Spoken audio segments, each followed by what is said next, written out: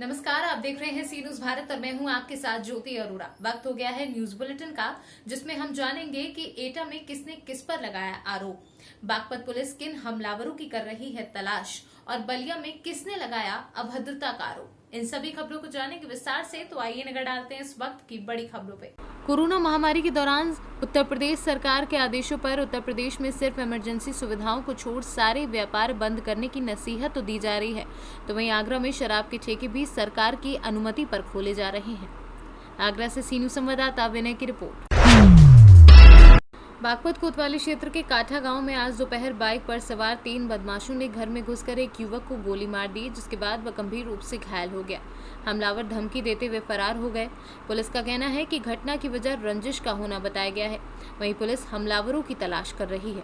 सामने आया, क्या पूरा मामला है? जनपद बागपत के थाना कोतवाली में ग्राम काठा में पुलिस को सूचना मिली कि मनीष नाम के एक लड़के को के सर पर 3 अज्ञात लोगों ने गोली मार दी है। इस पर तत्काल से कार्रवाई करते हुए पुलिस जो इंजर्ड था उसको यहाँ सीएससी बागपत ले आई है। इंजर्ड की हालत स्टेबल बता रहे हैं और उसको और उपचार के लिए डिस्ट्रिक्ट हॉस्पिटल रेफर कराया जा रहा है। जो इंजर्ड है मनीष, ये स्वयं अभी थोड़े दिनों पहले जेल से छूट के आया है और जो परिवार के लोगों से पूछताछ में पता चल रहा है कि इसमें रंजिश की बात हो सकती है। अभी आगे इन्वेस्टिगेशन की जा रही है। बागपत से सी न्यूज संवाददाता इरशाद की रिपोर्ट। बलिया में कोविड की ड्यूटी में तैनात डॉक्टरों कर्मचारियों से अभद्रता।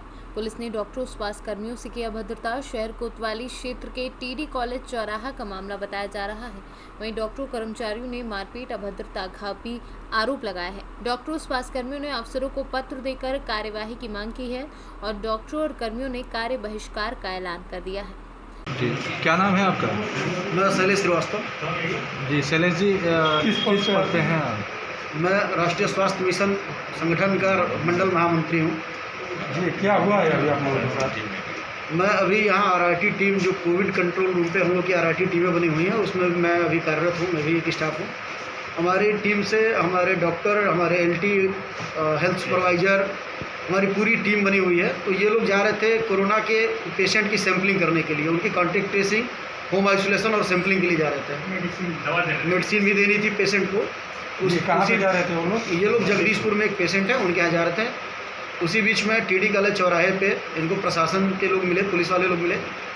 पुलिस वाले लोगों ने इनकी गाड़ी को रोका और इन्होंने रोक के इनको वापस जाने के लिए बताया। फिर हमारी टीम के डॉक्टर साहब ने उनको बताया कि सर हम लोग कोरोना की सैंपलिंग और दवा देने जा रहे हैं, होम आइसोलेशन कराने जा रहे हैं। इस पर जो भी पुलिस वाले थे उन्होंने उनको भद्दी भद्दी गालियाँ देनी शुरू कर दी हमारे डॉक्टर साहब को, और हमारे जो भी लैब टेक्नीशियन या जो भी स्टाफ उस गाड़ी में बैठे हुए थे। विरोध करने पे जो ड्राइवर थे, ड्राइवर को उन्होंने डंडा चला दिया। तो अगर ऐसा कार्रवाई करेंगे ये पुलिस वाले लोग, ऐसा कृत्य होगा, अमानवीय व्यवहार होगा हमारे स्वास्थ्य विभाग के साथ, तो हम लोग पूरे संगठन के साथ कार्य का बहिष्कार करेंगे और पूरे जनपद में कोरोना संबंधित कोई भी कार्य नहीं होगा। पिछले 15 महीनों से बिना एक भी दिन छुट्टी के, इवन हम लोग को संडे की भी छुट्टी नहीं मिली, ना ही रक्षाबंधन, ना छठ, ना होली, ना दिवाली। हम लोग लगातार 15 महीनों से इस कोरोना काल में, इस महामारी में अपना जान, अपने परिवार का जान जोखिम में डाल के काम कर रहे हैं। देश में हम लोग सहयोग की भावना से हम लोग लगे हुए हैं और हमारे साथ इस तरीके का अमानवीय व्यवहार हो रहा है। हम लोगों ने माननीय डीएम महोदया को ये ज्ञापन दे दिया उनके आवास पे जाके। फिर एसपी साहब के यहाँ भी एक ज्ञापन दिया गया, सीडीओ साहब के यहाँ भी ज्ञापन दिया गया है। अगर इसमें तत्काल कार्रवाई नहीं होती है तो कल से कोरोना संबंधित सारे कार्य पूरे जनपद में बंद कर दिए जाएंगे। तो क्या इसकी शिकायत ऊपर तक भी करेंगे क्या? जी बिल्कुल, अगर ये कार्रवाई नहीं होती है तो हम लोग इसकी शिकायत मुख्यमंत्री महोदय के यहाँ भी करेंगे। पिटाई किसकी हुई है आपके टीम में? किसको पिटाया गया? हमारी टीम में एक ड्राइवर थे, जो हम कोविड की गाड़ी लेके चलते हैं, उस ड्राइवर को मारा गया। उस गाड़ी के ऊपर कोविड से संबंधित लोगो भी लगा हुआ है कि कोविड-19 में ये गाड़ी चल रही है। उस पर उत्तर प्रदेश सरकार भी लिखा हुआ था। ये सब कुछ देखने के बाद भी पुलिस महोदय ने ये जो बर्बरता की है उनके साथ, ये उचित नहीं है। ये घटना कहाँ पे घटित हुई और पुलिस वाला में कौन था? क्या उसकी श्री मुरली मनोहर चौराहे पे ये घटना घटित हुई है। जी, पुलिस वाले में कौन है, उसका कोई पहचान है? पुलिस वाले में वो ट्रिपल स्टार थे। वहाँ हम लोगों ने पूछा तो वहाँ एक आध कांस्टेबल थे जिन्होंने बताया कि वो कोतवाल महोदय हैं, नगर कोतवाल महोदय हैं। ठीक।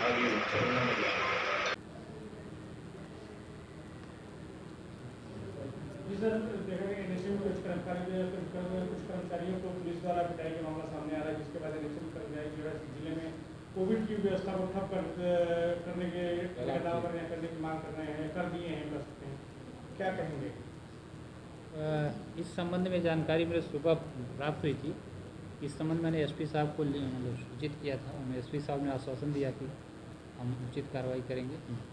इसके अतिरिक्त जो है अभी मैंने जिलाधिकारी महोदया को भी अवगत कराया है। उन्होंने भी कहा इसमें उचित कार्रवाई करेंगे। और ये घटना बहुत ही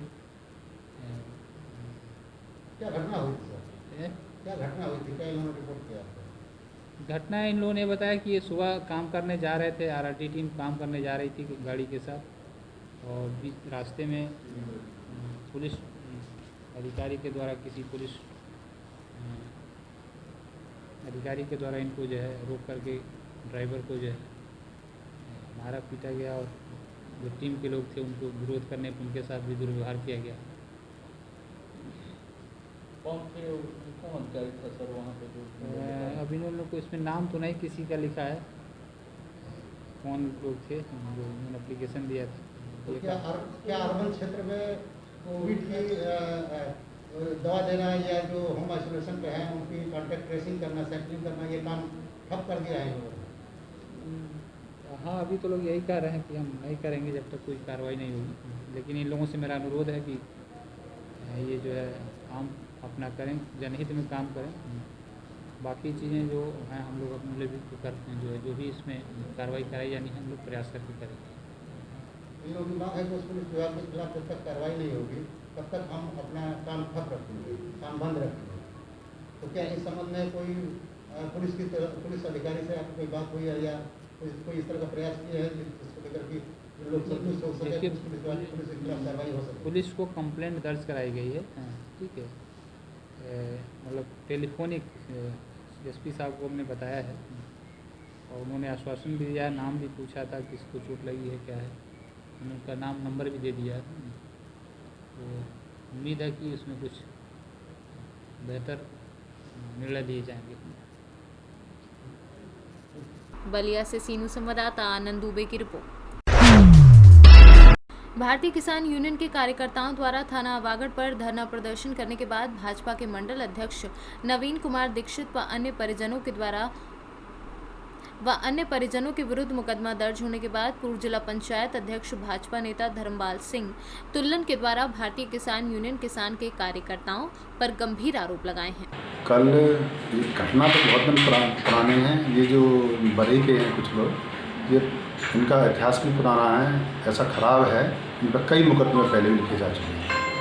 और रही बात कल की, कल इन्होंने क्या किया, यहाँ का एक यूनियन बना लिए, यहाँ के कुछ गुंडों ने यूनियन बना ली है। और यूनियन बना के क्या है कि ये अपना कई जगह, कहीं 50,000 में, कहीं 20,000 में, कहीं 10,000 में, कहीं 1 लाख में, ज़िले पे पद लेना है तो 1 लाख में, प्रदेश पर लेना है तो 2 लाख में, यहाँ ऐसे वितरण करते रहते हैं। ये ऐसा हुआ है, इन्होंने थाने पर आकर कल और पूरे प्रशासन पर घूंघटताल की धमकी देकर, हमारे नवीन दीक्षित जी ब्राह्मण हैं, बहुत अच्छे व्यक्ति हैं, उनके परिवार में सरकारी कर्मचारी भी हैं, दरोगा भी हैं उनके परिवार में, PSC में जाने वाले एक भाई, और एक व्यक्ति के खिलाफ एक मुसलमान को लाके झूठा मुकदमा ऐसा लिखवाया, सगे 6 भाइयों को मुकदमा लिखवा दिया दबाव बना के इंस्पेक्टर। उसके बाद फिर भी नहीं माने ये, फिर उसके बाद फिर जाते हैं, उनके गांव जाते हैं, उनके घर पे जाते हैं, 2 गाड़ियां लेके 4-5 लड़कों को भर के ले जाते हैं, राइफल ले जाते हैं, साथ रह रहे इनके गनर भी साथ में जाते हैं, वहाँ धमकी दे के आते हैं, तोड़ फोड़ करते हैं। इतना पूरा गांव में बह और आतंक का माहौल पूरा ऐसा हो गया जिससे अफरा तफरी मच गई। पूरा लौट के आते हैं हम, पता लगता है, हम लोगों को पता लगता है, क्षेत्र के सभी भाजपा के लोग इकट्ठे होते हैं, क्या बात हुई, थाने जाते हैं, थाने जाके उनके खिलाफ मुकदमा लिखवाते हैं, तहरीर दिए थाने में, मुकदमा लगा दिया। अब इनको हम तो जनता को ये बताना चाहेंगे सच्चाई इनकी क्या है। और ये कल आपके द्वारा धरना दिया गया था और शाम 4 बजे के लगभग धरना समाप्त भी कर दिया गया था, ऐसी क्या नौबत आई कि आज दोबारा से धरना शुरू कर दिया है आप लोगों ने? ऐसा है, हमने धरना थाने पर दिया था। एक गरीब व्यक्ति था हमारे क्षेत्र का, गरीब किसान, जिसकी पाइपलाइन भारतीय जनता पार्टी के मंडल अध्यक्ष नवीन दीक्षित व अबागढ़ चेयरमैन महेशपाल सिंह व जिला पंचायत प्रत्याशी रहे थे धर्मपाल सिंह टुल्लन, इन लोगों ने जबरन जाकर के उखड़वा दी थी पाइपलाइन, जिसमें उस गरीब किसान का 1.5 लाख रुपए का नुकसान हुआ था, जिसकी वीडियो सब चीज़ें हमने कप्तान साहब को उनके ऑफिस पर ले जाकर के दिखाई थी, जिस पर कप्तान साहब ने आदेश किया था मुकदमे का। मुकदमे के आदेश होने के बाद जब मुकदमा नहीं चढ़ा है तो हम लोग थाने पर आकर के बैठे धरने पर हैं, जिसमें कल 2 बजे के आसपास मुकदमा चढ़ाया गया। तहसीलदार महोदय आए थे यहाँ पर मुकदमा चढ़वाने के लिए, उन्होंने सभी चीज़ों को जायज़ मानते हुए मुकदमा चढ़वाया।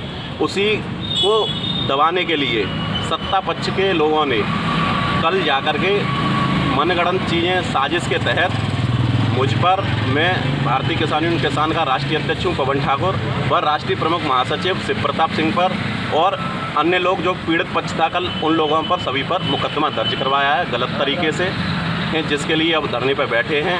बगैर जांच के मुकदमा दर्ज हुआ है।